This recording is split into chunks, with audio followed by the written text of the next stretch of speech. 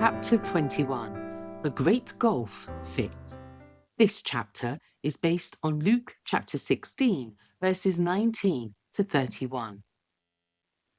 The closing scenes of this earth's history are portrayed in the closing of the rich man's history.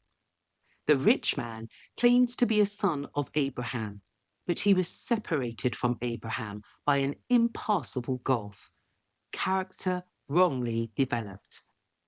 Abraham served God, following his word in faith and obedience. But the rich man was unmindful of God and of the needs of suffering humanity. The great gulf fixed between him and Abraham was the gulf of disobedience. There are many today who are following the same course. Though church members, they are unconverted. They may take part in church service, they may chant the psalm. As the hart panteth after the water brooks, so panteth my soul after thee, O God. Psalm 42, verse 1. But they testify to a falsehood. They are no more righteous in God's sight than is the veriest sinner. The soul that longs after the excitement of worldly pleasure, the mind that is full of love for display, cannot serve God.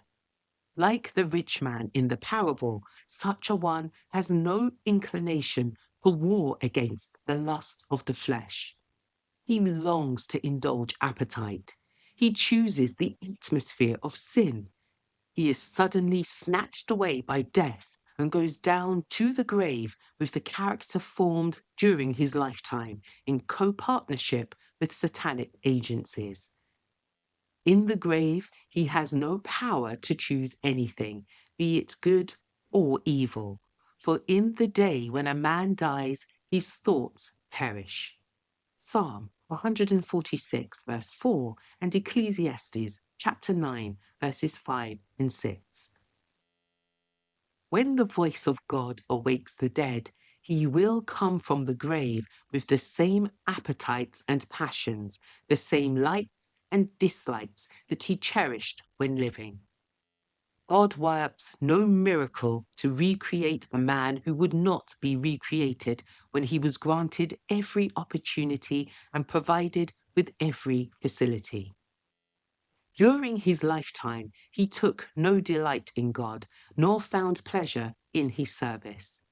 His character is not in harmony with God, and he could not be happy in the heavenly family.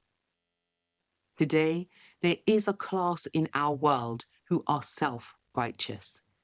They are not gluttonous, they are not drunkards, they are not infidels, but they desire to live for themselves, not for God. He is in their thoughts, therefore they are classed with unbelievers. Were it possible for them to enter the gates of the city of God, they could have no right to the tree of life. For when God's commandments were laid before them with all their binding claims, they said, no. They have not served God here, therefore they would not serve him hereafter. They could not live in his presence, and they would feel that any place was preferable to heaven. To learn of Christ means to receive his grace, which is his character. But those who do not appreciate and utilize the precious opportunities and sacred influences granted them on earth are not fitted to take part in the pure devotion of heaven. Their characters are not molded according to the divine similitude. By their own neglect, they have formed a chasm which nothing can bridge. Between them and the righteous, there is a great gulf fixed.